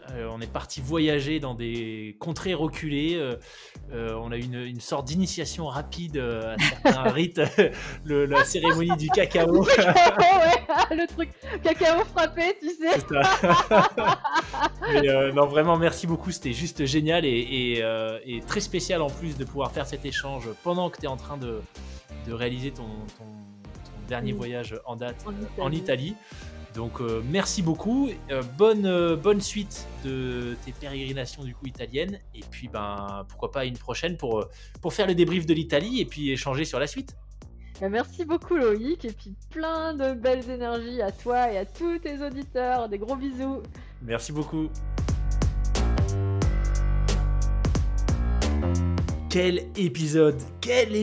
Si comme moi vous avez pris une énorme dose d'énergie positive en écoutant Linda, eh bien pensez à partager cet échange autour de vous à un maximum de personnes. Et de manière générale, si vous appréciez le podcast, pensez à vous abonner, à laisser une note ainsi qu'un commentaire sur votre plateforme d'écoute. Parlez tout simplement des frappés autour de vous, c'est une excellente manière de donner de la visibilité au podcast. Et enfin, si vous souhaitez soutenir les frappés financièrement, même de manière symbolique, vous pouvez le faire via la plateforme Tipeee, T-I-P-E-E-E. Le lien est en description. Chaque euro aide à prendre en charge une partie des frais de fonctionnement du podcast. Un grand merci pour votre fidélité. Je vous dis à la semaine prochaine pour un nouvel épisode dans lequel on va rencontrer un homme qui a traversé l'enfer et qui en est ressorti vivant.